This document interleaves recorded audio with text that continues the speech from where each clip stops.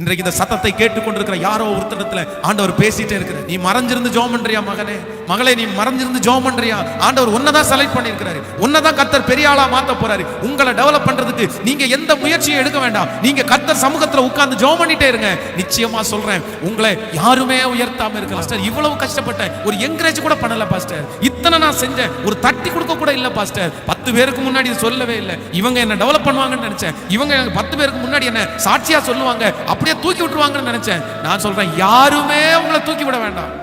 யாருமே 10 பேர் முன்னாடி வச்சு உங்களை கை தட்டுறதுக்கு வைக்க வேண்டாம். நீ விட்டுருங்க. அப்படி கை தட்டலன்றதுக்காக நீங்க கவலைப்படாதீங்க, அப்படி என்கரேஜ் பண்ணலன்றதுக்காக நீங்க கவலைப்படாதீங்க, அதை குறித்து ஃபீல் பண்ணவே வேணாம். நீங்க கர்த்தருடைய பிள்ளை, கர்த்தருடைய பிள்ளை. நீங்க வனாந்திரத்துல இருந்தாலும், நீங்க போட்டிருக்கிறது ஒட்டக மயிருடையா இருந்தாலும், உங்க சாப்பாடு நினைச்ச மாதிரி இல்லைன்னாலும், உங்களை லட்சக்கணக்கான பேருக்கு முன்பாக கீர்த்தியும் புகழ்ச்சியுமாய் வைக்கிறதற்கு ஆண்டவரால முடியும்.